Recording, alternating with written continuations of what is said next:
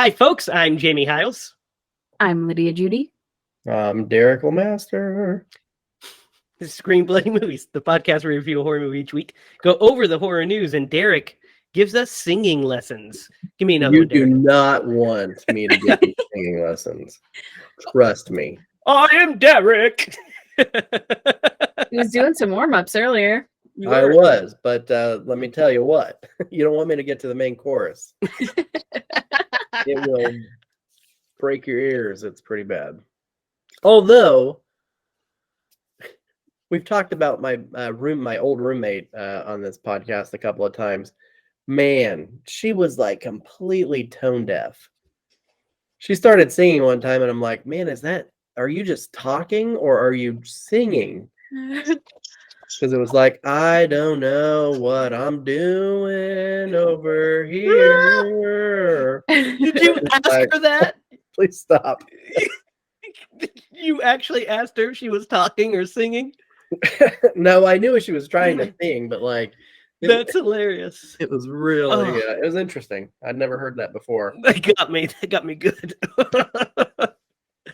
Whew! Just imagine saying, "What are you doing?"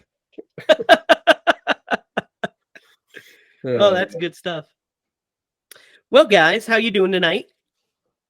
Doing good. I'm flabbergasted. Guys, I started a project. I didn't tell either of you this, but I started a project that I kind of made Jake do.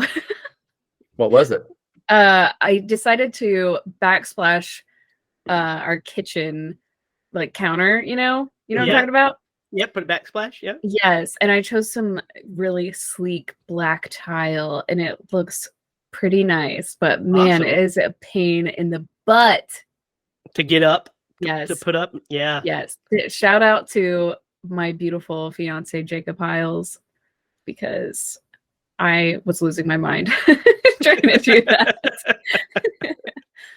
Nice. Well, good. I can't wait to see it. Yeah. The only project I did today was watch Evil Dead 2, because that's a project we should do every week, I think. Can never get too much Evil Dead 2. But before we get into really Sam Raimi's Splatsterpiece, let's go over the horror news, guys.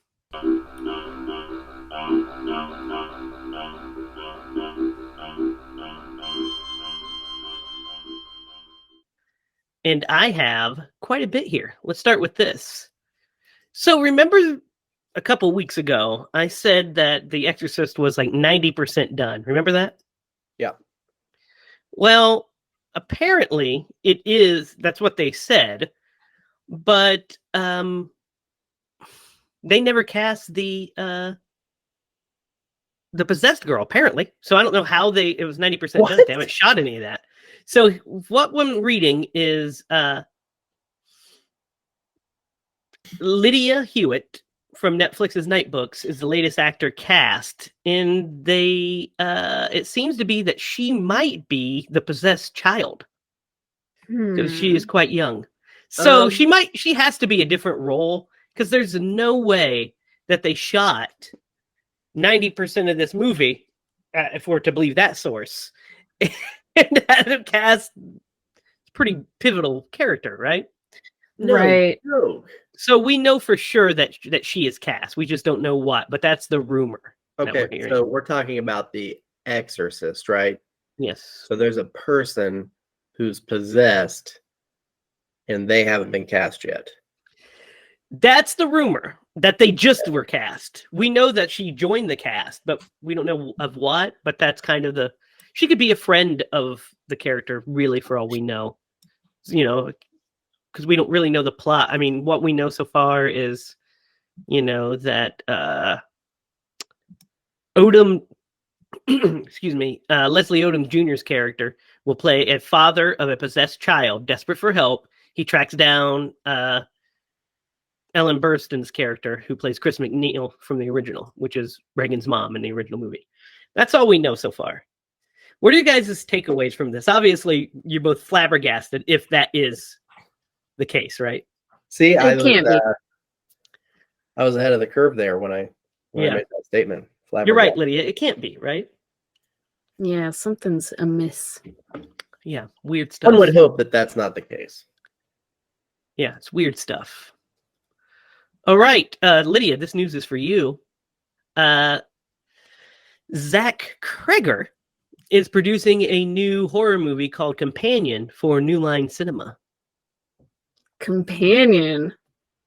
Yes, he's producing this one. It is the directorial debut of Drew Hancock, who also penned the scripts. Plot details are under wraps, but it's being fast-tracked into production this year. So we both liked, or all three of us liked Zach Kreger's debut film, horror film, Yes. Barbarian. We all enjoyed Barbarian. Loved it. So are you guys excited to see his next move? Yes.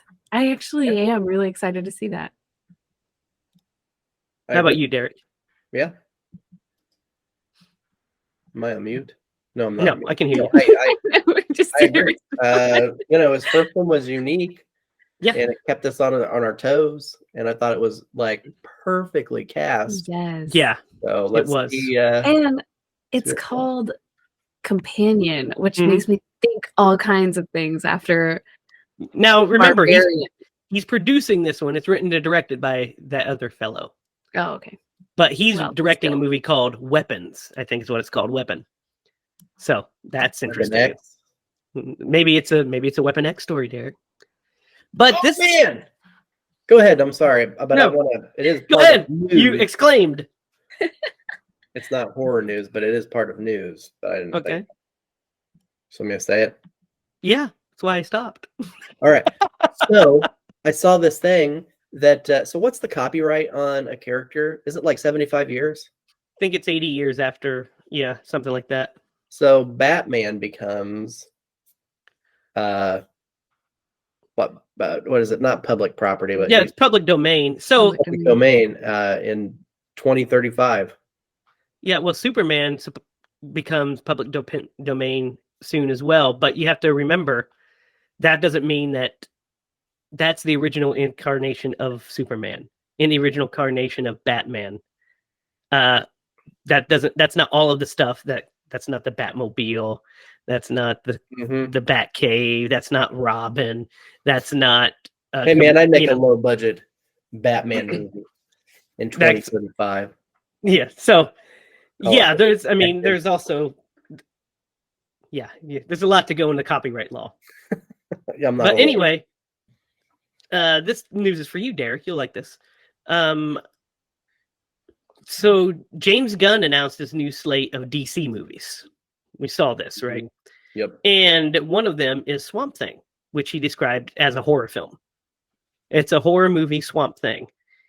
Rumor has it that Logan filmmaker James Mangold is going to direct the movie. I mean, the first Swamp Thing was a horror movie. Yeah, it was a Wes Craven movie. Yeah. So, kind of, I mean, I don't think they tied it to DC, and I didn't even know it was DC until probably within the last 10 or 15 years, I realized that. So, yeah, man, bring it on. That excites me. Keep it in its roots, because it's a pretty dark comic from what I. Yeah, it is. And so James Mangold did Logan. He's the director of Logan. He also is directing the new Indiana Jones movie that's due out. So I think that's a great choice as a director. So should we say that they should stick close to their roots? Yep. I hope they just don't drain the swamp too much. Yep. All right. We'll put our puns away. Yes. This is really interesting news, guys. Peacock is adapting Twisted Metal as a TV series this year. What? That is interesting. What are your guys' thoughts? What? So Twisted Metal. The video game. You remember Twisted Metal? I don't know. Cars crashing into each other. Ooh, essentially. Okay.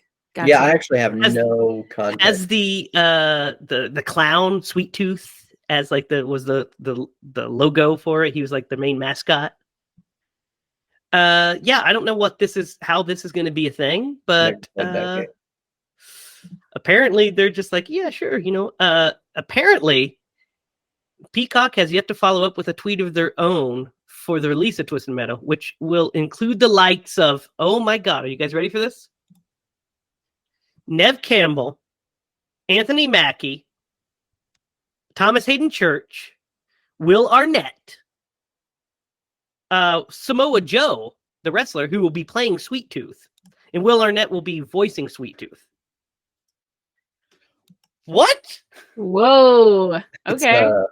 Stacked cast. Dang. It's a lot Go ahead. Sorry. That's a lot to take in, right? Not only that, but like, I wish I had more context for this. I never played the game, so I don't even know really what it's about. So here's a brief synopsis. The premise for the series sees John Doe, played by Anthony Mackie, a smart-ass milkman with no memory of his past, joining the Twisted Metal tournament as a once-in-a-lifetime opportunity to make his wish of finding community come true if he can survive the savage vehicular combat. Sounds fun! You said this is a series. A series on Peacock.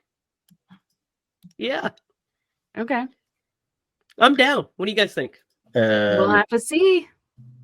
Has Okay. Nev Campbell in it, guys. I mean, She's one of our scream queens. that's true. Guys, Derek, this is for you specifically. This last piece of horror news. A Winnie the Pooh Blood and Honey sequel already teased. You're muted, by the way. My streak. What streak? Yeah, you were muted like a bunch last week. You're right. I guess to have a streak, it has to be more than just one. Yeah. So anyway, You mean the 12 minutes that you've been not muted? Lydia, come on, Lydia. Anyway, yeah, we got to do that. We got to do it on the pod. You know what? I'm gonna do it. Oh, Well, great. I don't know when it comes out, when the first one comes out. They already are working on a second one? They're already working on a sequel.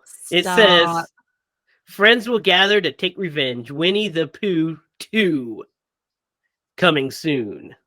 Wonderful. Yeah, it doesn't come out. It'll be available in 1,500 theaters nationwide from February 15th through February 23rd. And then I'm guessing it's hitting streaming. So. Yep, Wednesday, February the 15th. You better believe once it gets to streaming, we're doing it. Did you just mark it in your calendar? Yes.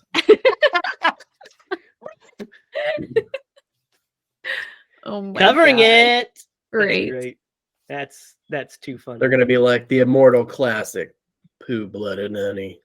Pooh, Yeah. Blood and Honey. It just sounds disgusting. It does. You're right. Sounds like there's actual like poop with blood and honey in it. Yeah. Ugh. Don't like it. No, sir. I don't like it. I don't think I'm gonna like the film either, but No, we'll see. And that wraps up this edition of Horror News. So, guys, comrades, Amigos, brothers and sisters in arms. Chupacabra. I don't know about that, but what's your guys' Evil Dead story? Let's start with you, Lydia. This is not your first time seeing Evil Dead 2, right? Right. I've seen it a lot. Honestly though, my first time watching it was probably like it was pretty late in the game. I watched the first one and then went a long time without seeing the second one. And then when I saw the second Rookie one, mistake. I was like, what is going on? It's like so much confusion. So much. I was just like fascinated, completely fascinated. I watched it by myself. I was just like, oh, there's an Evil Dead 2. I should probably watch that. And like nobody talked about it. Like nobody, it was not really just around. I never saw it. So yeah, when I did see it, I was like, whoa. Mind blowing. Yes. And then I watched it a lot after that because I was like, I need to just keep absorbing this. Keep this in my veins. That's how I feel. Yes. Inject And it directly. it became a comfort movie for a minute, but I realized that this is a terrible movie to put on if you're trying to go to sleep. Because this is a noisy movie. Yes, it is. Derek, when was your first time watching Evil Dead 2? I have no idea. I think I actually probably saw this one before I saw the original. Just trying to think about it. But I have no idea the first time I saw this movie. I've seen this movie a bunch when I was younger, but this would have been a TBS movie. I think of everything in channels because back in the day, that's really how you watched these movies. If you didn't rent them from the video store, is network television. So this would have been a TBS. So I watched Army of Darkness first. I think Army of Darkness is the first of the Evil Dead trilogy. Well, actually watched. So Evil Dead 2 is the first one I seen bits of. I remember going to my uncle's house and seeing Ash in the basement and watching a little bit. I was like, "Ooh, that looks scary," and I need to see what that is, but didn't find out what it was.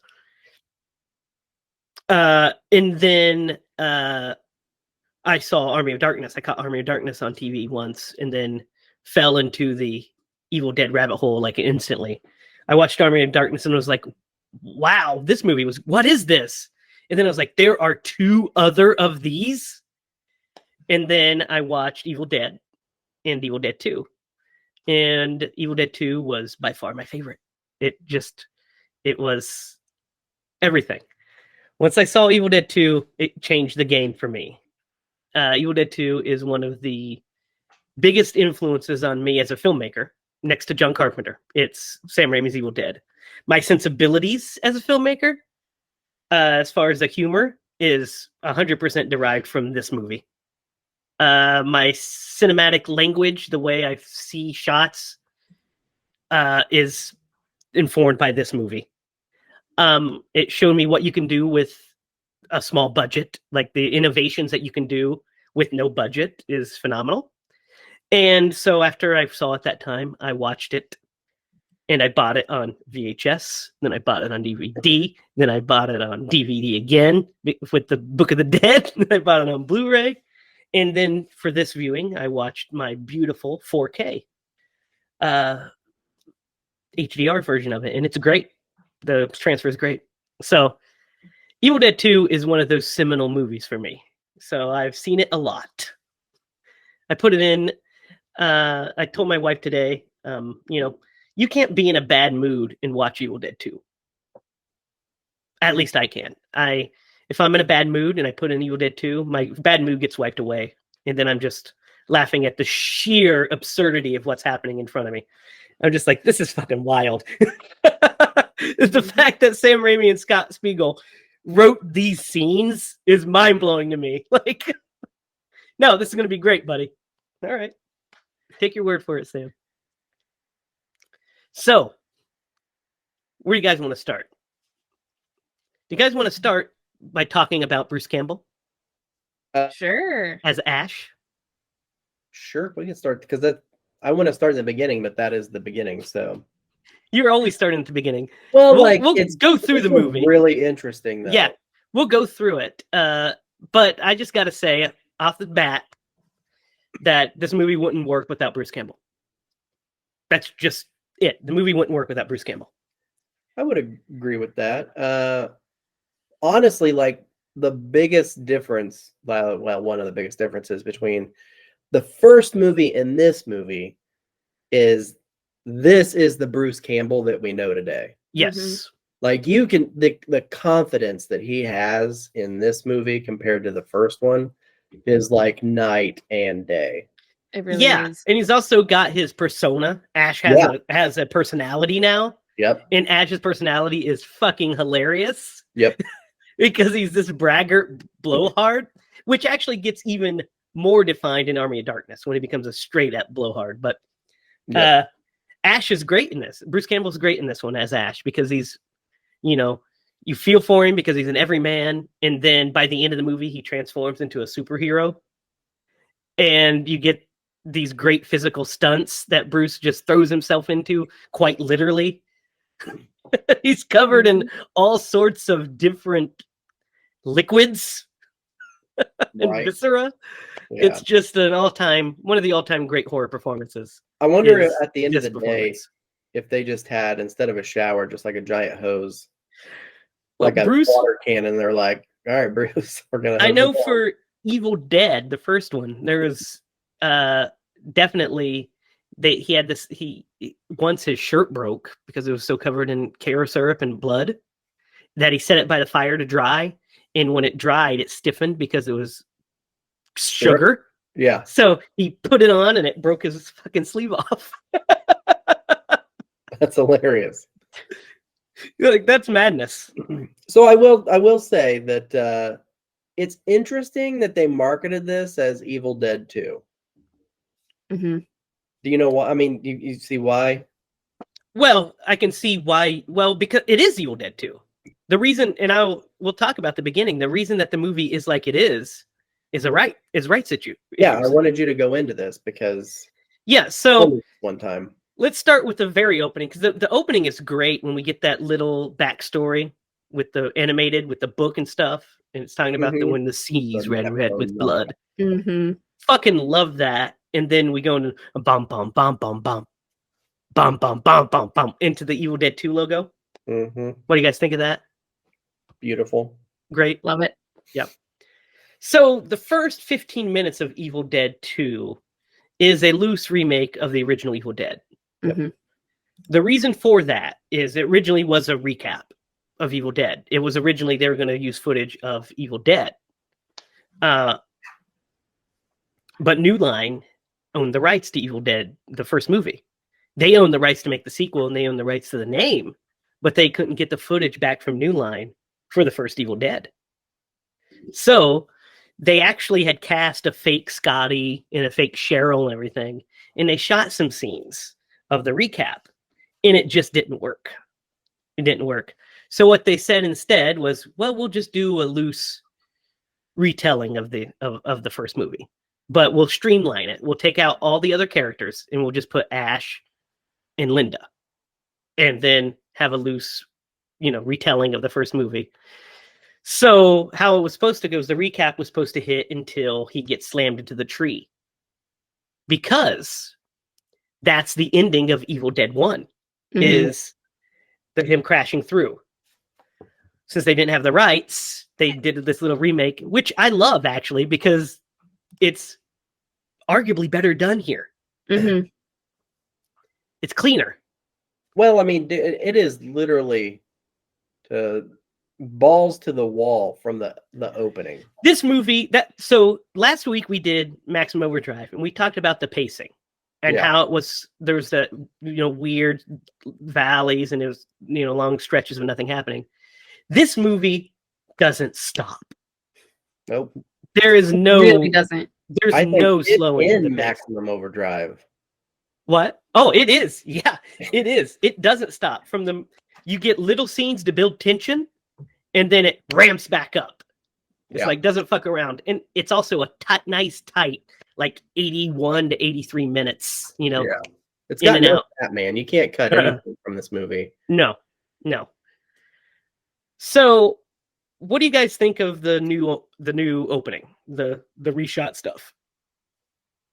I like it. I really just, Ash's character is the coolest, and like you see him give the necklace to the girlfriend, and oh my gosh, how pretty is that girl? Oh yeah, like, she's really pretty.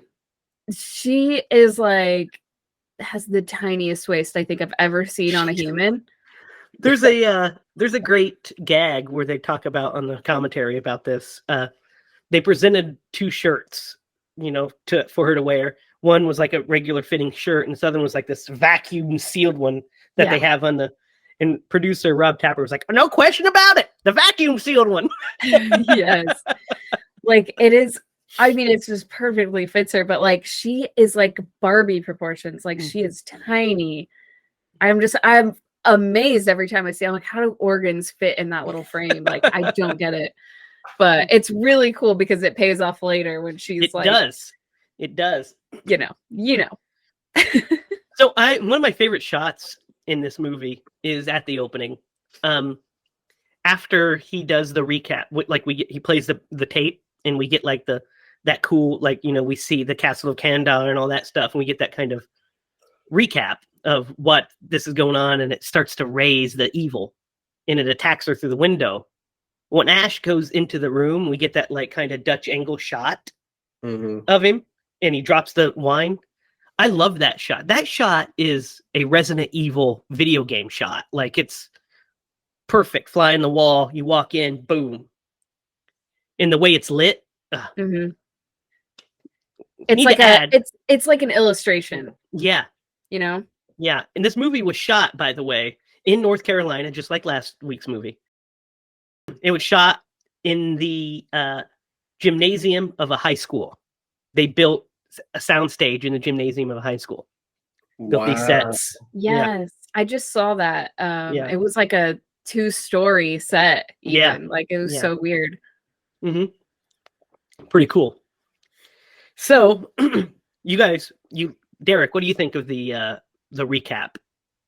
I like it better than the original. I just think it flows so fast, and because it's just catching you up. Yeah. Yep, it's catching you up. It's hitting all the high points, taking out all the lull points, and like I said, I mean, just the way that he presents himself this time is just night and day. And it's also because it's just the two of them. You kind of understand where they're coming from. They went up to this cabin. They don't know whose cabin it is. Mm-hmm. Yeah, basically, it's they kind of tell us, like, Ash is like, I saw this cabin. It seems abandoned. Let's go stay there. What if they come back? We'll tell them that our car broke down. We got lost. Yeah, they'll believe it with your car, which was a dig at Sam Raimi's, the classic. Oh yeah. No, I like it. I think it plays super well. Yeah, I like the flow of it. Like when he decapitates her with the shovel, how it rolls right over to transition to the cross. Mm-hmm. The transitions in this movie are magnificent. They're just so good. Like, it's just edited to perfection. Boop, boop, boop, boop, boop, boop. Doesn't stop. Like, if you wanted a video essay of what a Sam Raimi movie is. Yeah. This is this. It's this. Yeah. Yep. 100%. So things just keep getting worse for our buddy Ash because he's thrown into a tree and falls into a mud puddle. And when he wakes up, he's Evil Ash. What do you guys think of this makeup and this effect on the eye? Because I fucking love it. The thing that always gets me about this scene is, like, is he just like holding his breath in that water? Yeah. What? Yeah. How did they do that? Like, the bubbles, like, is he just blowing that out? Like, how? Yeah. So yeah, if you see, you can see behind the scenes of it. It's literally Sam, standing there with it, and he goes under, and then Sam's like, "All right, bubble, bubble, bubble." All right, and he has him hold it, and then he's just like, "All right, come out." Oh my gosh, I always thought there was like some crazy like breather thing under there or something that he was like able to stay there for so long. Like, I would not be able to hold my breath that long. I could tell you that. I wouldn't either. So I got a funny story about this. So I was watching this movie on Saturday, and Ellie went down for a nap, and so Quincy was super tired. It didn't feel good, so I was like, you take a nap. So I had Clark, and he was down here with me in the basement, and he was sitting beside me watching, I don't know, like Umi Zoomy or something like that. And I'm sitting here watching Evil Dead, and every now and then I'd catch him like looking over at my screen, and I'd be like, put my hand because he's 4. He'll be 5 in March, but like.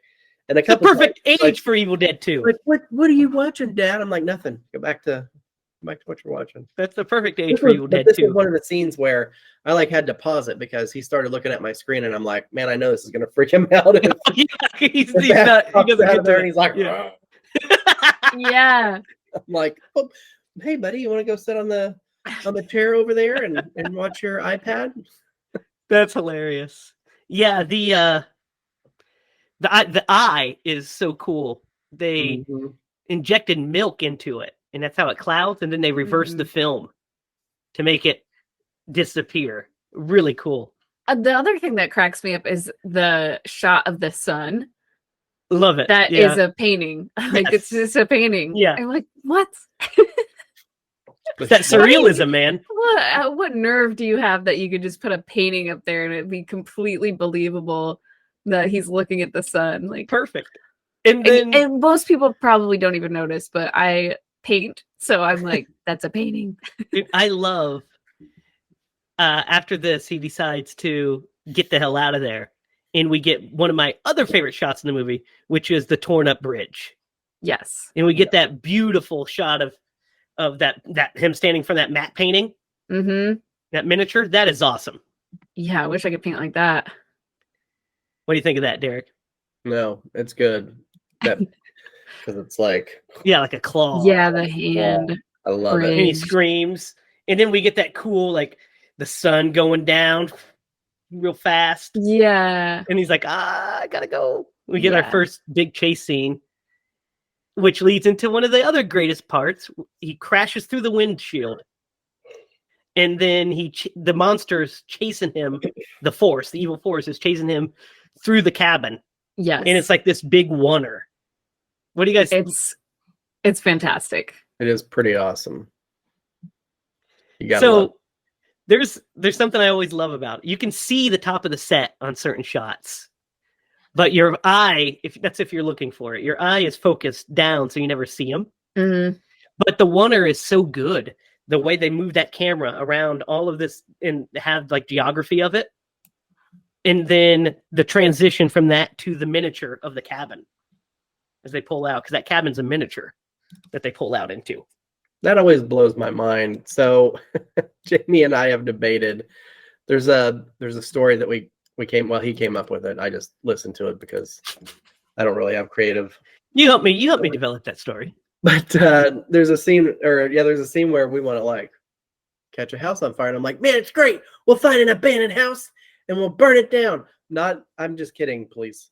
Whoever listens to this, I would never. All do the that. police listen. Right, and I'm more or Number less one podcast joking. amongst law enforcement. Yeah, I'm more or less just joking, and Jamie's like, no, man, we'll use a miniature. I'm like, what? That won't look real. I'm like, yeah, it will, Derek.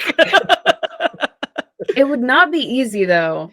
It's about framing, and you also have to slow the frames down to make it look bigger. But yeah, I mean, yeah, because a flame, kind of looks a certain size. I feel like Almost every time you see something on fire, it's a miniature. Yeah. Almost always. I mean, sometimes they blow up real buildings, but usually they blow up miniatures and they slow it down. Right, but that's not the same as like a house fire. Well, it's on fire. It's engulfed in flames. It's not like a small little fire burning. It's engulfed in flames. Right. So yeah. No, I totally think that it would look great, but I just love the back and forth that he and I sometimes have about me catching a house on fire and him like, no. We'll just build a miniature. That way we don't go to prison. I like to live life dangerously. On the edge, I know from that goose story last week, I see that. Just CGI flames is Oh, no. perfectly Oh. fine. Blah, blah. No, Do everything I can to never CGI flames. They're the worst. Anyway, back to Evil Dead 2. Like I said, this movie just doesn't stop, because after that bit, we get introduced to some new characters. And it's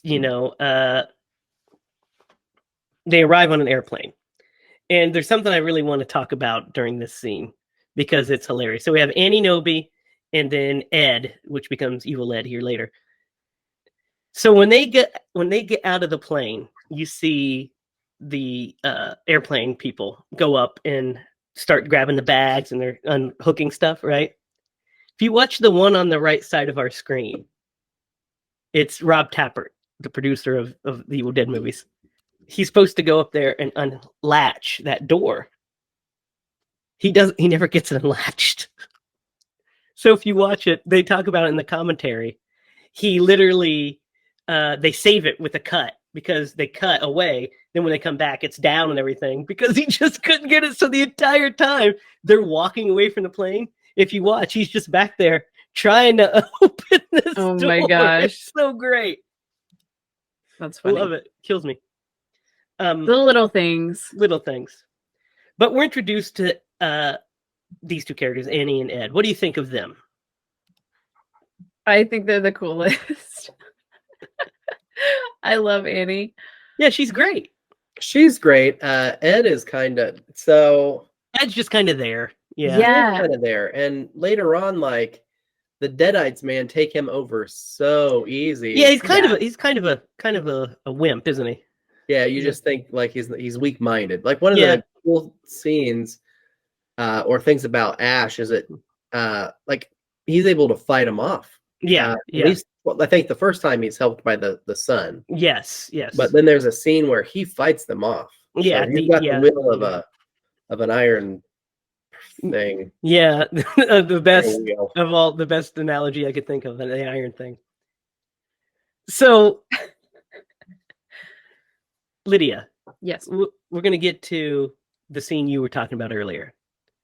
Let's talk about Linda's resurrection and dance scene. Oh my gosh. Yeah. Go ahead, Lydia. Well, first of all, it's stop motion, which I'm a huge sucker for. Yeah. And it's just so it's creepy. Yeah. It's so creepy. But it's also just like you can't look away. No.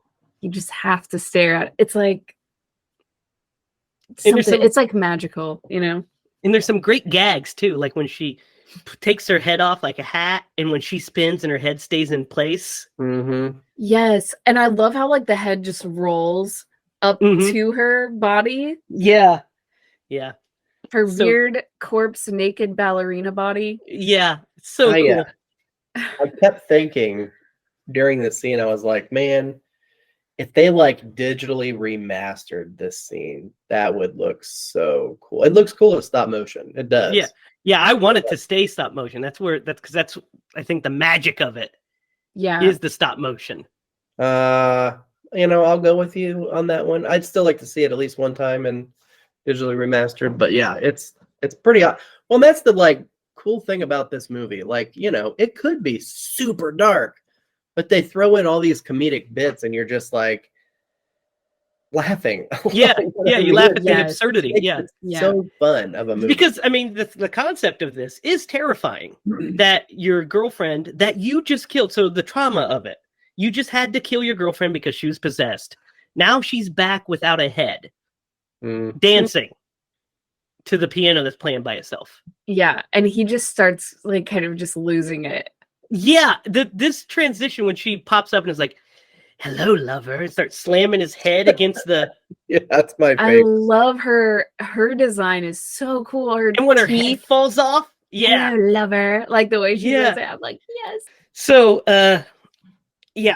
so it falls into his lap, right? I mean, can you imagine? But so this is one of my favorite bits. It falls in her head, falls into his lap, and then bites onto his hand. Which one of you guys want to talk about this?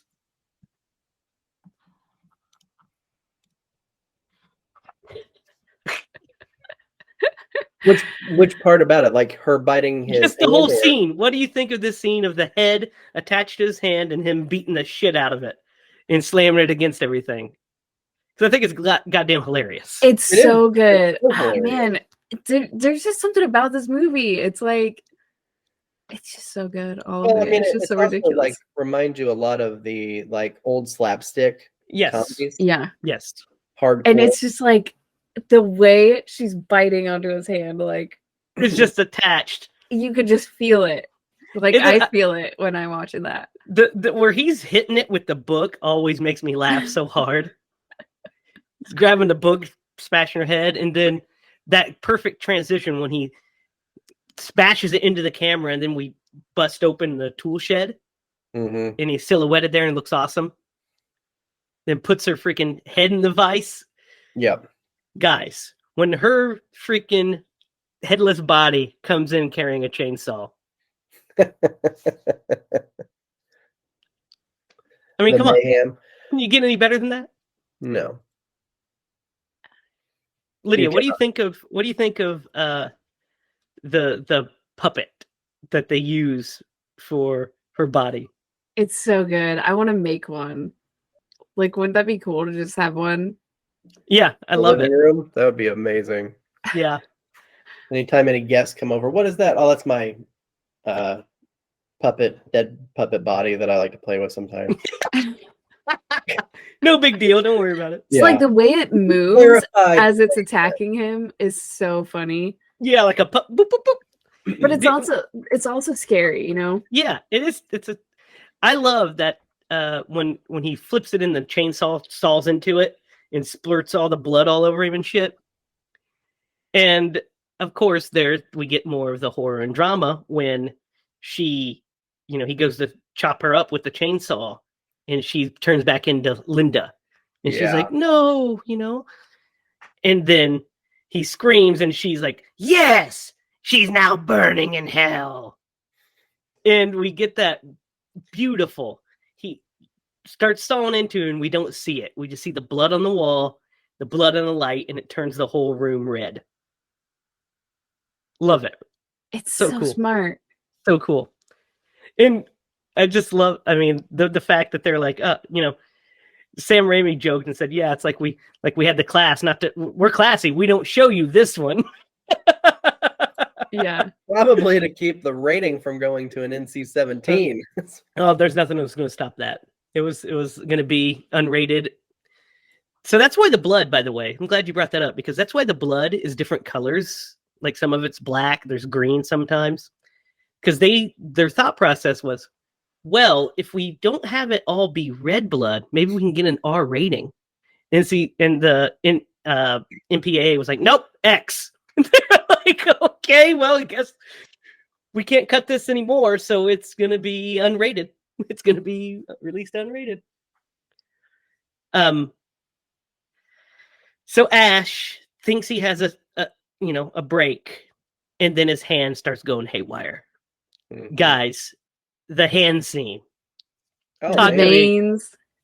Talk to me about Ash kicking the shit out of himself. This is got to be like the best part of the whole movie for me. Yeah, it's phenomenal. It's so good. Well, and now that you have like the ability to reflect, like this is a legendary moment. This is the Yes. moment where he, at the end of this, he severs his hand off, and then it's a running gag through every other piece of material that has come out about this, and then the fact that he like eventually makes a makeshift chainsaw hand. Like, It all starts here. Yep. It all starts here, yeah. And he has I'm Dude, sure there was a lot of fun doing him bashing himself in the head with those plates is too fucking good. It's Yeah. so fun. And he throws himself. Flips himself. Yeah. Flips himself. Tosses his own body. How do you do that? He used to do it all the time. That was like one of his gags that he would do. He'd grab himself by the head and just flip himself forward. He and Sam Raimi used to do like a bit where that was basically the entire gag, was just they kept flipping themselves. Good Lord. So I can imagine him writing it's like, so Bruce smashes crap over his head and flips himself. Yeah. So this movie came out in 1987. Yeah. Which is, gosh, let's see, put ourselves, 30 some years ago? Yeah, it's 38 years ago, because I'm going to be 37. I was born in 1986. Yeah, man, it's I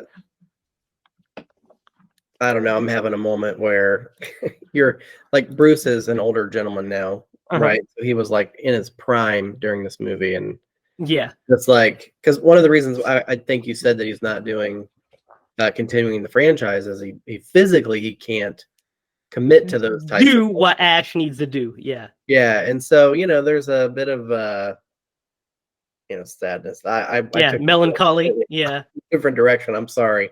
No. Like just when somebody's in their prime and they're making art like this, it's Yeah. anyway. So Great art. Yeah. What a treasure Bruce Campbell is. Exactly. He is yeah. a treasure. Like he is so good looking. He's so handsome. He's so off the wall, like ridiculous in this movie. Yeah. It's like they could have. You're right. Like you said it. You already said it at the beginning. They couldn't have done this without him. Yeah. This is his movie, and Sam Raimi wanted the whole movie to just be Bruce in a cabin tormented by monsters, and they're like, "No, you have to bring in some more people." So that's why we have the rest of it. Also, Annie and Ed are bringing in the pages of the Necronomicon. Yeah. You know why they're bringing in pages, right? You know why it's pages? Because at the end of the original Evil Dead, they burned the book. Mm-hmm. Yeah. So that carried over from the draft because the book's not supposed to exist. That makes sense. So, guys, we're introduced to our other two favorite characters here. We're introduced to Bobby Joe and Jake. What do you guys think of Bobby Joe and Jake? I love them. I really like both of these characters. They're so funny. They're so fun. They're 100% hillbilly. Oh, yes. Yeah. Like I love looking at them and just hearing them talk is so fun. I love Bobby Joe, like, chewing her mouth, and she's just like, way too pretty for Jake. Way too pretty. Out of Jake's league. Well, when you grow up in the backwoods. Get what you can get, right? Yeah. I love seeing interviews with the guy who played Jake, and he's very like Dan sophisticated and like Dan Hicks. He did amazing in this. He's great in this. I would have thought that that's just how that guy was, but he's not like that. He pulled one of his teeth. Yeah. To be Jake. He had a few teeth that he had like a piece that he could take out, and he's like, "Well, how about I just take these out for this role?" And they were like, "That's perfect." Nailed it. Yes. Yeah, he's great. He's so funny in this. Yeah. Like LaBeouf commitment. Yeah. Yeah. He said that like for the casting interview, he like put like oil from his car and combed it through his hair. It's like was like took his teeth out for like the finishing. Yep. He got the role like immediately. So Bobby Joe is based off of Holly Hunter.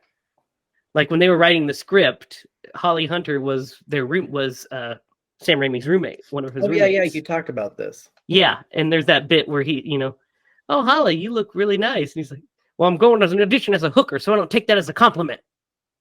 So he was like, loved her energy, so he made her Bobby, like that, based that character off of Holly Hunter. Was it just the the accent and like the moxie? No. The reason why she's not in this movie, was it just timing? The timing wasn't. I don't know if that's unfortunate, because she would have been an awesome addition to this. Yeah, movie. Yeah. The actress that did it, who was it? Bobby Joe is Cassie Wesley. She's hilarious. She does a great job. She did a great job. Mm-hmm. And we get this great joke here where Jake tells him that he'll do it for $100, and she says, "Well, you carry my bags, you got a deal." And he looks in and sees the two little bags, and he's like, "Sure." We did that cut where he's like freaking carrying the big. Yeah. I thought it was those two measly bags. I love her grin. Like, when she's like, she loves it. Like she like has this like she knows something that he doesn't know, and her laugh. Oh my gosh. Ate the canary. Yeah. I'm obsessed with that. She has the biggest smile too. So back to Ash in the cabin. He has just cut off his hand, and he traps it in a garbage can. and And you puts like see a the book book. on top of it. The book that he puts on is A Farewell to Arms, by the way.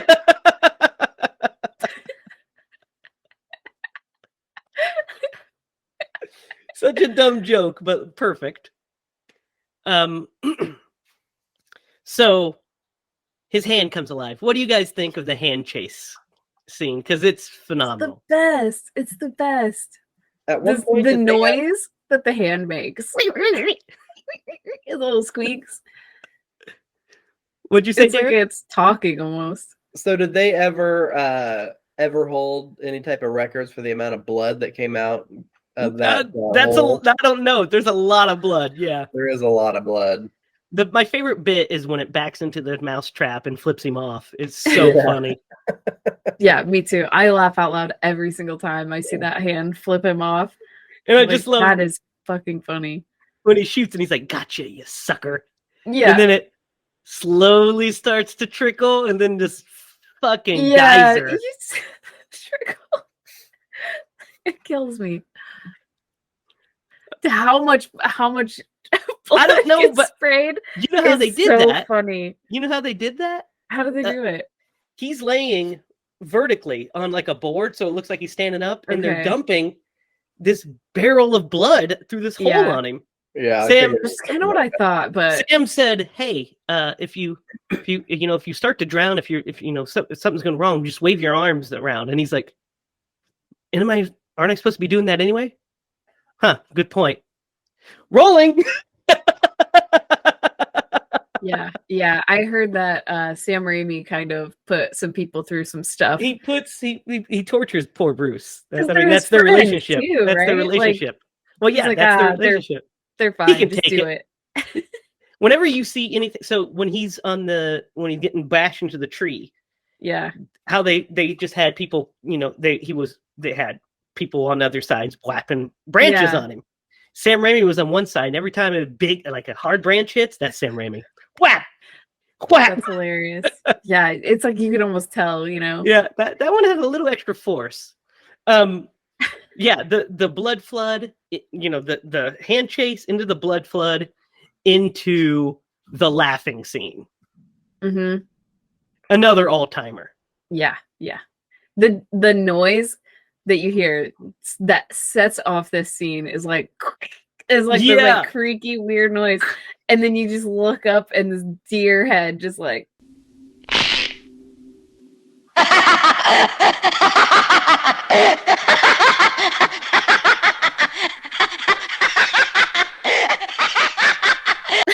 That deer head is fucking scary, actually. It's really creepy.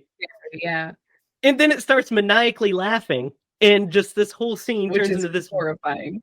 big laugh fest. This scene's it's scary and funny at the same time. It's like what's going Madness. on? He's entering madness. He's going mad, but also are things like being possessed, or like is it just him just no. in madness? They are possessed, I think. And it's just trying to drive him insane. Because he also runs into, he talks to the mirror as well. He comes through. The mirror scene is really cool. Love we just that. chopped up our girlfriend with a chainsaw. Does that sound fine? He's choking himself. He's like, so good. Yeah, the laughing scene's so great. It's just one of that's another great behind the scenes story where they're writing it, and Scott Spiegel, the co-writer, starts doing the stupid bit with the lamp, and he's like doing a Popeye laugh, and Sam Raimi goes, "We're gonna write a scene around that," and he's like, "What the hell are you talking about?" And then he wrote this. yeah. It's phenomenal. And so, of course, he blows holes in the door, and he gets bull rushed by Jake. What do you guys think of this? Derek, you laughed, but you're muted. Am I muted? Now you're not. Well, the reason I laughed is my brother told me a story one time of him blowing holes in a garage with a Oh shotgun. my God, Jesus! That's We'll what. tell that at the end. Yeah, but maybe we already told that one. Either way, No, we did not. Definitely. yeah, just it's complete and utter mayhem. Yeah, it doesn't stop. Actually, a better word. This Yeah, movie doesn't stop. yeah. It just doesn't stop. And then you, yeah, was it Jake is the Yeah. one who tackled him? Yeah. Yeah. And then because these are the first people he's seen since poor Linda died. Yep. Mm-hmm. And so this late Doesn't expect anyone to be out there. No. yeah. And so, in come Bobby Joe and man, I forget the girl. Ed. Yeah, Ed and what's her face. Uh, This is her Annie. parents' Annie cabin. Noby. Yeah. Yeah. This is it. Yeah. So we get that great push in where we see, on the chainsaw. So she thinks that her parents have been murdered here or something. So Jake's like, let's throw him in there. As soon as you see the cellar, you're like, no, we know bad things happen there. It's just instantaneous. As soon as you see, like, even if you've never seen the first Evil Dead, and this is your first time, I watched this movie once with somebody that had never seen any Evil Dead movie. And for some reason, this movie fucking terrified them, first of all, which is great. But as soon as they saw the cellar, just like, let's throw him in there. It's just like, no, oh my God. Like, it's just, it's bad. I'm curious, who did you see that like this? It was one of my mom's friends. Oh. We went over to like one of her friend's house, and I brought Evil Dead 2 over because I wanted to watch it. I had it on VHS. I brought a couple movies, and I had Evil Dead 2. And she was like, I was like, I really want to watch Evil Dead 2 because we were staying late. And they're like, oh, I've never seen that. Let's watch it. So she was there with her boyfriend. Mom was there, and then me. And there was other people in the house. They were away or whatever. But we watched it, and she was like, cheesy, like horror movies like this scare me. And she was terrified through the whole movie. After it was over, she's like, my God, that was scary. And I was like, what are you talking about? This is the greatest movie ever made. But yeah, we're introduced to Henrietta next. We get the backdrop that poor Henrietta succumbed to the demon, and he had to kill her, but he couldn't dismember her body. So God help me, I buried her in the earthen floor of the fruit cellar. Mm-hmm. I love the voice on the recording. It's so great. Does such a great job. And Ted, good old beautiful Ted Raimi, plays Henrietta in this 90-pound suit. Henrietta's design is amazing, by the way. Mm-hmm. K&B, shout out to K&B. Freaky. Such a good design. Mm-hmm. And so somebody in my fruit cellar. She's just like approaching him. What do you guys think of Henrietta's scene here? Oh man, she is scary. She is. You can definitely tell who was playing the character, though. Yeah, Sam 100%. or Ted. Yeah, Yeah, because it just looks like him. Yeah, but also, terrifying. If that were coming at me and I were in a fruit cellar, I would definitely have a heart attack and die. Oh yeah, for sure. It's kind of hard to put yourself in the situation of these in the characters. situation, there's nothing funny about it. It's terrifying. Yeah. But Especially as viewers, get to watching see it. all of the stuff. Yeah, We've seen this movie countless times, yeah, and it's just nothing but love for like even the monsters. yeah. So it's kind of hard to be like, oh yeah, that's really scary. But like the design is actually like so corpse-like. Yeah, and bloated because she's bloated. Mm-hmm. Yeah, and the skin is decomposing, and like the eyes being white is one pretty terrifying. Yeah, and for two different reasons. Yeah, and because he's completely blind in that suit. Yes, he is completely blind. All of the people that are wearing the contacts are pretty much blind. That's hilarious. Yeah. There's a couple moments I'll point out in a little bit, but you mentioned eyes, but she only has eyes for a little bit because she ends up losing one in this scene. Guys, this fight scene. What are you thinking? when first of all, good old boy gets thrown into the thing. He starts trying to punch it and it gets knocked out immediately. Good old Ed. And then Ash kicks the thing down and pops her eyeball out. Yeah. and it Yeah. flies into Bobby Joe's mouth. Yeah, it does.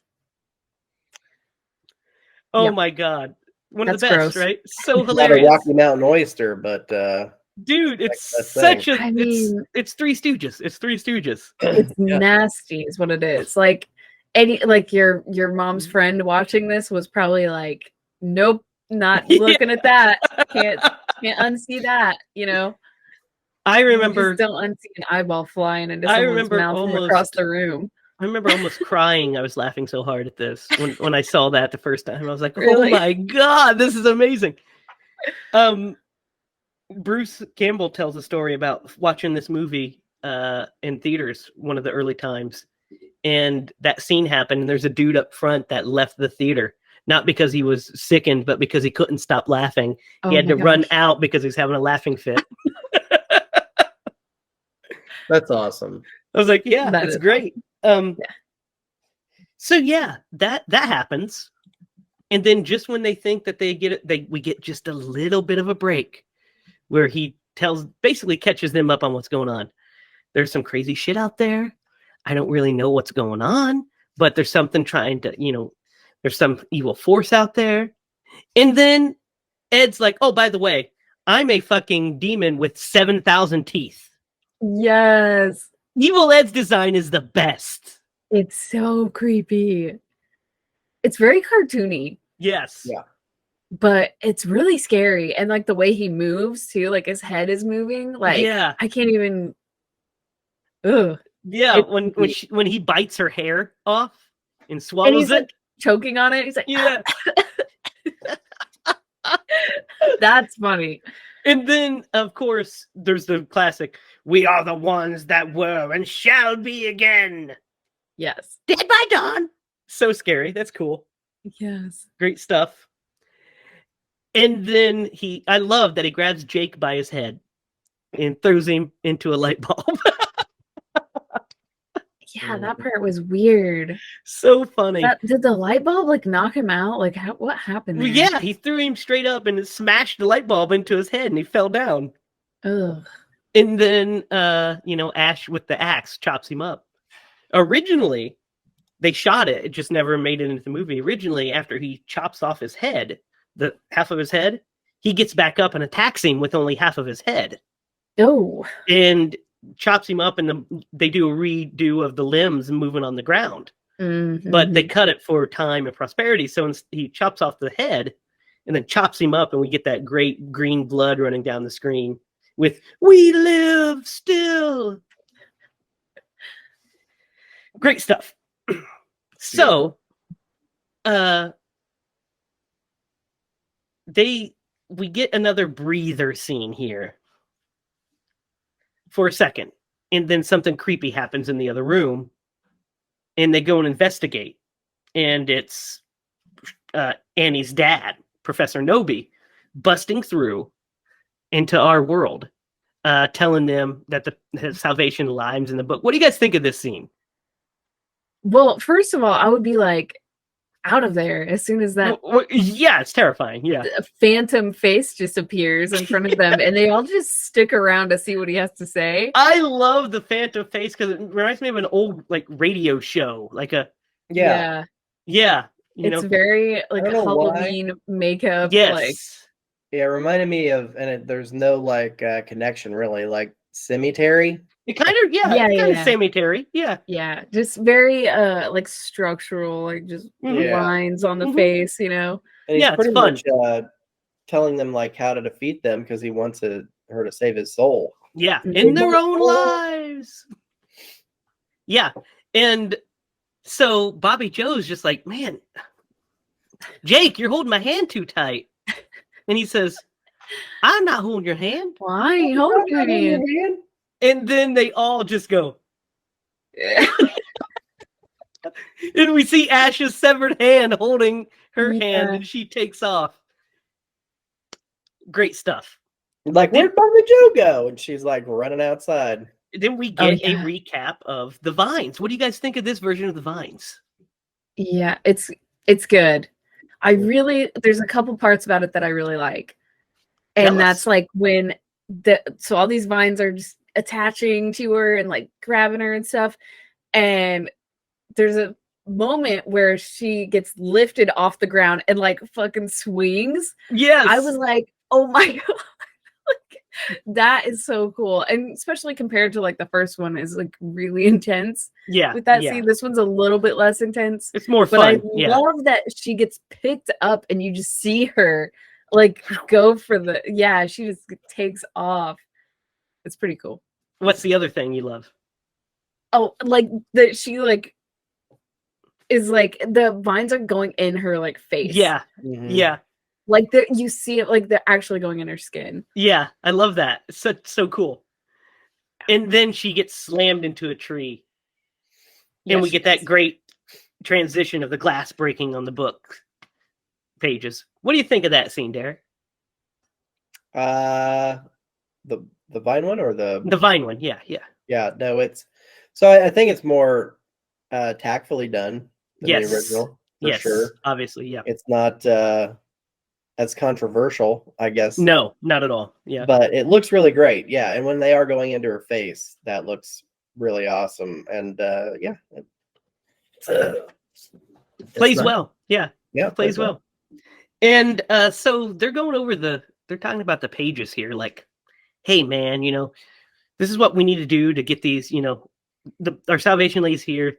This, if we tell this incantation, it makes it appear in the flesh. The second incantation takes it, like basically takes it away. Vortex, yeah. Creates the vortex to take it away. So Ash and Annie are going over, and we see in the pages Ash. We see a figure wearing a blue shirt with what looks like a chainsaw and a shotgun. And he's like, I feel like somebody's walked over my grave. And then, Jake decides to get the shotgun and just fuck everything up. That's how you do. What do you guys think of this scene with Jake? Well, you can't blame him. No. I don't blame him. I mean, you can blame him, but I don't blame him because I would do that. I would do what Jake did. I would be like, all right, listen, my love is missing and we're going to go find her. Like that's absolutely where I would be. I'd probably not pull a gun on them and then throw the only salvation down into a cellar. Right. But I mean, he doesn't know. He's a moron. He's a moron. He's a moron. He's thinking with his heart. Yeah. When they're I don't know if telling it's you, smart. when the smart people are telling you that these pages are important, your first action shouldn't be to throw them down into the cellar where that corpse is. Like that's just, So this has one of my favorite bits when they go outside and he knocks Ash out, and then he's doing the Bobby Joe. Yes. Bobby Joe.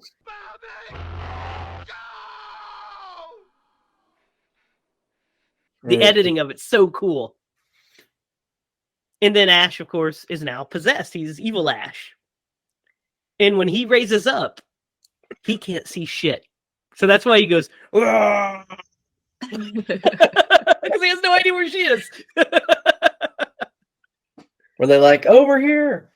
What do you guys think of the this evil Ash chase scene? Because when she stabs Jake and drags him across the cabin is one of the fucking funniest things in the history of the world. Because if you think about the absurdity, she slams him in the door like 3 times. Yeah.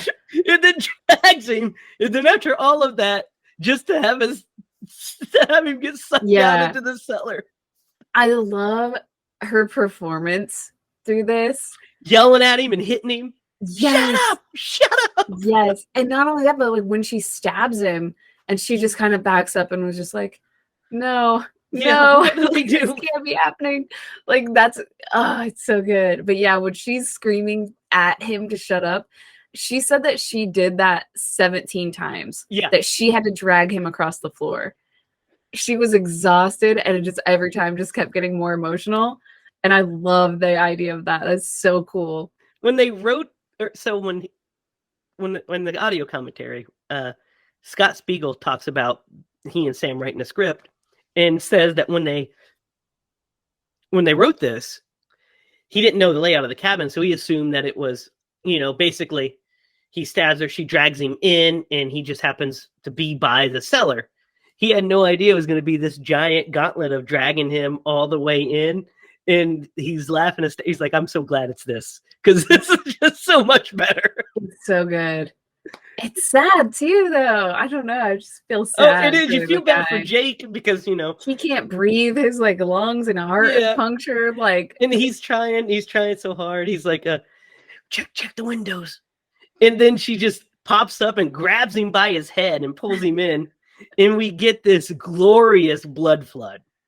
yeah. Oh man. Derek, what are your thoughts on this scene? I mean, it's hysterical. And quite a ride. And I think his death is fitting. I love that he gets sucked down in there. And then later, like when Ash has to go down there, there's bones. I assume it's it's him. He's wearing the overalls even. Yeah. So fitting for his stupidity and what he did, that's where he would end up with Henrietta. Yeah. The blood flood is great. I love the blood flood. Mm-hmm. That's a lot of blood, right? It's a lot of blood. I love that it's just a little bit, like it starts to bubble, then it just hoses her. It's just so funny. So fun. Then Evil Ash breaks in. And he's confronted with the necklace. Mm-hmm. And it makes him remember who he is. And he fights off the evil. Then we get this great bit of her keep trying to chop him with the axe. Yeah, I love when he feels like he's calmed her down and he's like against the wall and he's like taking a breath and like here comes the axe. Yeah. It's like she's she's got really bad aim. Yeah, grabs her by the face. Are you hearing me? I said I'm all right. Yeah, I like too that he like understands where she's coming, because she's like, well, for how long? Yeah, you're already and he's like like, infected. Like, he's like, yeah, I understand. I know. yeah. And then we get one of my favorite transitions, which is let's head down to that cellar and carve ourselves a witch. Yeah. And we come down to Henrietta laughing. So good. Then, guys, we get the moment of Evil Dead 2. The moment. We're in the work shed. Tell us about this moment. When Ash builds his chainsaw arm. Who Derek. knew he was a mechanical genius? Yeah, of course, yeah. One of the best moments, right? I mean, we get those great Sam Raimi shots, the quick edits. And it's just like this perfect editing. And then we end on that great close-up after he saws off the gun and holsters it, and he says, "Groovy." That's exactly right. Groovy. Yeah. One of the best, man. It is the moment. That's where Ash becomes Ash. In that moment's where he becomes Ash. The Ash that we know is in that moment. That's a transformation right there. To Hero Ash. To Hero Ash, yeah. Because then he goes down and gets the pages, finds old Skelly Jake laying down there. Luckily those pages are wet because he can just toss them right up. Yeah, we always laugh at that part every so time. Funny. Yeah. And then he gets attacked by Henrietta and we get the big showdown. What do you guys think of this big showdown, this third act showdown? When like her like head or her like neck grows. Yeah. How gross is that? It's so weird. It's such a cool design because it's so ugly and creepy and alien looking. Yeah. Did it look a little bit like Beetlejuice? Well, Beetlejuice looked a little bit like it. Yeah, Yeah. That's right. Yeah. Yeah, it's a great design. And I love the fight is fun. I love when he chops off the limbs. Well, I also love the bit that when it's about to hit him and she starts singing the lullaby to her. Yeah. And it stops and looks at her because it's starting to, remember. And then Ash just starts chopping off its limbs, chops off its neck and its head. And then it's that cool, like, starts spurting this like red mist. And it's like making one of those like deflating noises. Deflating balloon noises. Yeah. So gross. so weird and cool. And then, of course, Henrietta's on the ground saying, "I'll swallow your soul, swallow your soul." Yes. And Ash says, "Swallow this." Phenomenal. He's got the best one-liner, man. He does. He's the best. So she opens the portal, or she manifests him, and it attacks Ash. And as she's reading the pages, she gets stabbed by that motherfucking hand. Mm-hmm. Yeah. Sad end to poor Annie, but she's not done yet because she finishes that incantation and closes it, opens the portal. Unfortunately, she can't close it because she's dead. So it sucks. I love when Ash sticks the chainsaw in its eye. Yeah. Mm-hmm. And it just starts. That design, by the way, is really great. It's cool. On that monster. That's a cool monster. Yeah. Kind of looks like a big Freddy monster. Kind of, yeah. It's just so like really, really animated and cool. I love the trees too, like the tree roots. Yeah, moving like that. Yeah, really neat. It's grabbing him, it has him like a hand, and we're in the vortex, and everything. Ash gets a white streak in his hair because he's scared so much. Because he sees that thing. He sees it. Yep, and then he's sucked into the past. What do you guys think of the him traveling through time? Because it fucking cracks me up. I love it so much. It's awesome. We get those trippy effects, and then we get him flipping. And my favorite is he's right before the last thing we see is his face. He goes around. And then you're just like in another world. And you're like, what is this movie doing to us guys? right The now? first time you watch this, can you put yourselves there? Do you remember it? This ending. Yeah. It's the most confusing thing. You're like, what? I mean, they set it up. There are knights I do everywhere? feel like I remember the first time that I saw that. Yeah. Do you? Yeah. Yeah. I want to say, so my this is kind of sad, but like my mom and her husband at the time got a divorce. And I was over, he was crashing with a buddy, and I was over at that house, and I was watching, I'm pretty sure watching this. I think that was the first time that I saw this, where he wakes up, or in the past. And man, that's a weird memory, but Yeah. You're just like, what? Yeah. Now, I didn't get that experience because I watched Army of Darkness first. Mm-hmm. So I was like, I see. That makes sense. But what a great ending. Mm-hmm. We're in the past, surrounded by knights. The Deadeye attacks, he shoots it. And Sam Raimi himself says, "Hail he who comes to the skies." Yeah, I thought that was him. Yep, that's Sam. And they start hailing him as a hero, and we get the shot from the book to end on. What do you think of the ending? Awesome. He's the real hero. He is. Get the hell out of here, Bill from last week. Yeah. You poser. Yeah, talk about a hero. Hero from the sky, baby. Bill didn't even do anything last week. Yeah, not really. I mean, shot some missiles at trucks. Yeah, like what kind of hero is that? You don't know real terror, Bill.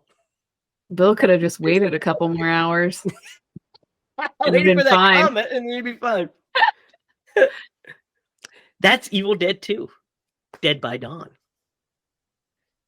So what do you guys think? Who wants to go first, and who wants to rate this bad boy? Jamie, you should go first. All right, it's easy. It's a 10 out of 10. Yeah. 10 out of 10. It's a masterpiece. It's Sam Raimi's magnum opus of horror. It's everything that a Sam Raimi movie should be. It's funny. It's scary. It's got really great effects. And it's got Bruce Campbell literally at the top of his game, just having the most fun. Just the movie is just so fun. I cannot be in a bad mood and watch Evil Dead 2.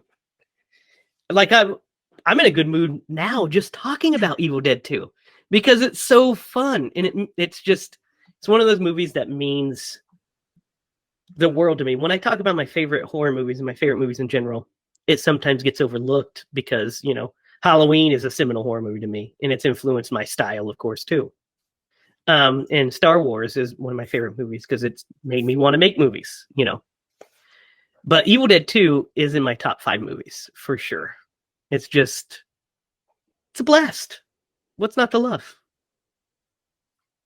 Yeah. What are you guys?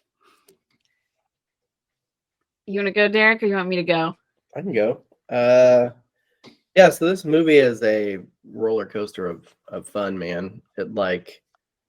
It takes off and it doesn't stop until the end credits. So it moves much faster, even though it's not super long anyway. I think you said it's like 81 minutes, but like it moves so fast. Yeah, it is 84 minutes. Yeah, and it's super tight. And there's so much comedy baked into this horror movie that easily could switch genres. And you're right, like it is everything that Sam Raimi has ever done after this movie. You see bits and pieces of this movie in that. Yeah. And so like he knew, and also like when you watch a Sam Raimi movie, a lot of directors you don't know who they are. You know what I mean? Like you could watch a movie and be like, oh, I didn't realize that this person did this. Sam Raimi is not that guy because like his shots are so unique. When you see them in a movie, you immediately know like this is Sam Raimi was the person who directed this just because of the way that he shot this specific scene. And so like this was kind of the blueprint, it seems like, to his entire career, and it's wonderful. So I'm gonna give this movie a solid 9. It's a good movie. Sorry, there was a train. I was muted for a minute. Yeah, man, I think I'm gonna give it a 9.5. You guys are crazy. It's 10. I don't know. It's like year 10. I want to give the 10 to you. So I'm right there with you, but I'm just like, just do it, Lydia. Just do it. All right, we'll give it a 10. I think this movie is so creative and inspiring to so many people. The creativity behind every single shot, every single prop, every single, every single frame of this movie has so much love and thought, and it's kind of amazing because you can watch this movie so many times and do so many deep dives of everyone that touched this movie, right? Mm-hmm. It's incredible that people are still doing that. Like, it says something about this movie. Like, I want a movie about how this movie was made. That's how good this movie is. Yeah. You know what I mean? Like, that would be fun. That would be fun. That'd be great. But it's just so good. It's just magic. Like, universal magic came together and made this movie, and it will not be forgotten. No, I couldn't have said it better myself, Lydia. It is, and you too, Derek. It is. It's the when you said that it means so much to so many people. That's true. Like, it's just the movie that makes, I think, most horror movie fans, and especially horror movie filmmakers, when they watch this movie, it's like Evil Dead. It's a shorthand. It's like, oh, this is an Evil Dead 2 shot. Oh, okay. Mm-hmm. Or the tone of this movie is like Evil Dead 2. Oh, all right, I know what you mean. Yeah, mm-hmm. I got you. Yeah, it's just it's a great one, man. It's one of the greats. So, all right. Real quick, I don't have every single movie that we've ever done, like the early ones. I need to go back and get some of those, but this is tied for 8th overall as far as our highest rated movies. So I think Jaws is number 1 with a 10. So there's 3 of them. There's Jaws, Scream, Conjuring 2. Conjuring 2, yeah, that makes sense. Yep. And The Conjuring, Nightmare on Elm Street, The Thing, Christine, and then Evil Dead. Yeah, classics. Yep. All classics. So guys, we have to aconize this movie.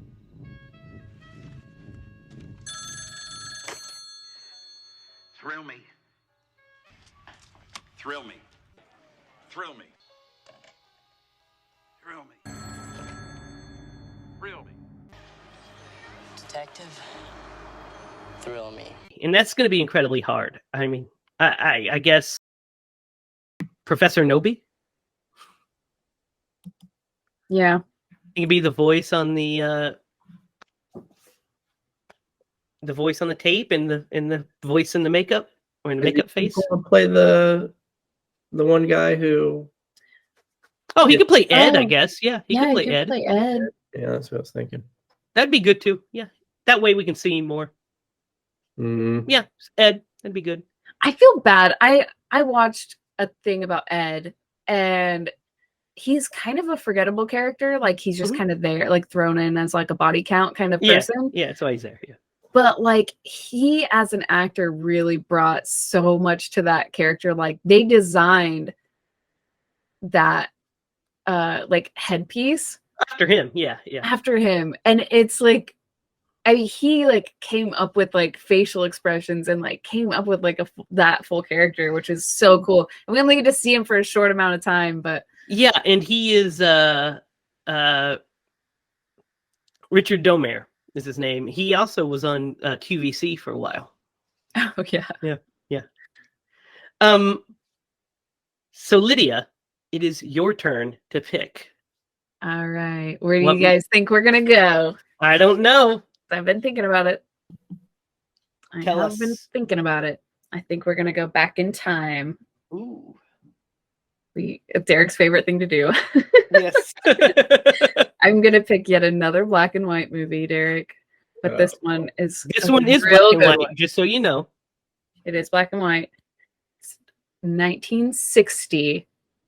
Alfred Hitchcock's Psycho. Okay. The first birth of the slasher film. All right. Hitch's Psycho. That's a good one. We're going the polar opposite of this movie. Yep. We had 2 weeks in a row of mayhem funness. Yep. And then before that, we were doing some kind of dark, newer. Yeah, newer. Yeah. So I wanted to go back in time again. Yeah, let's do it. That's good. I'm excited. Derek, tell the story about Jay blowing holes in shit.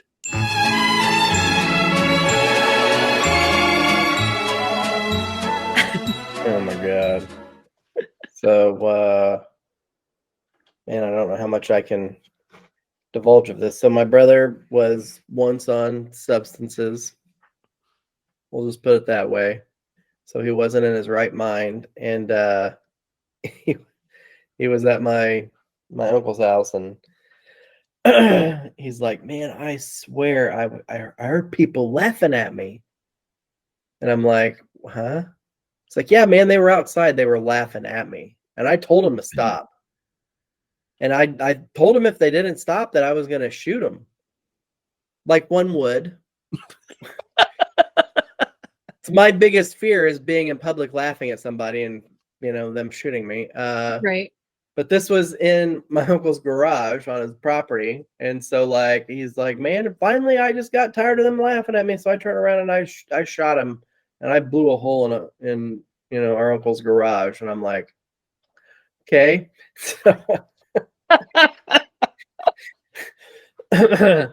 Luckily, not that he disclosed to me, no one died. Because there's nobody there, right? Well, yeah, but I'm just saying, like, could you imagine? Okay, so there was another time that they were telling me they thought they saw somebody. So my uncle had like security cameras across the street, like you do, and it was on like the telephone pole, and they thought they heard somebody, or they thought they saw somebody moving, like doing something outside. So they're like on their walkie-talkies, and somebody's like sitting in front of this monitor watching, and they're like, we'd be like, "Shh, did you see that?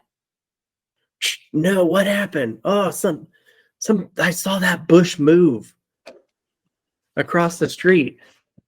they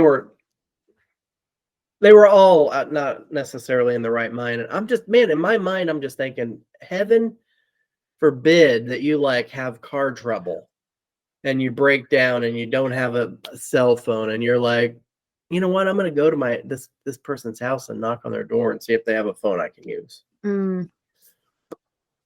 Yeah, no kidding. You're SOL'd in that situation. For Derek, sure. how do you feel about telling the story about your brother's drive and talk to his uncle or to the guy? Yeah, Yeah. I mean, the same situation. Yeah. Jay was telling me, he was like, dude, I was on my way home from Rochester and I was talking to Mike, I think is what the guy's name. It was my aunt's boyfriend at the time.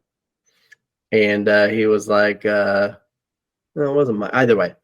He's like, dude, I had a 40-minute conversation with him. And then I look over and he's gone. He was like, I had been talking to myself. And I'm like, wow. Wow. Maybe you shouldn't be driving.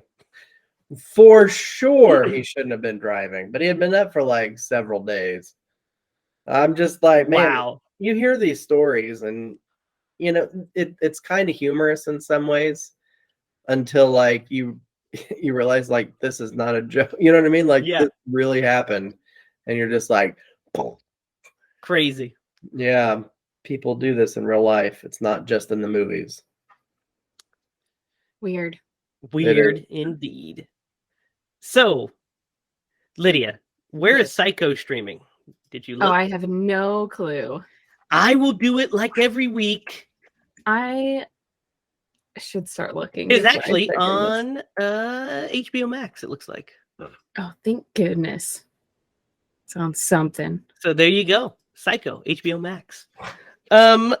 So tune in next week for Alfred Hitchcock's Psycho.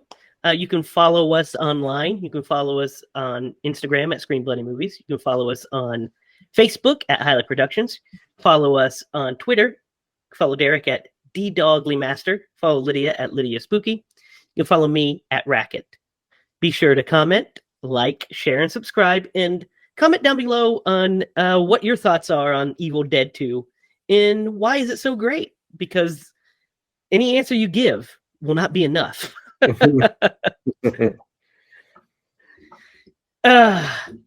So if there's nothing else for Derek Lemaster and Lydia Judy, I am Jamie Hiles. Remember, if you're going to scream bloody movies.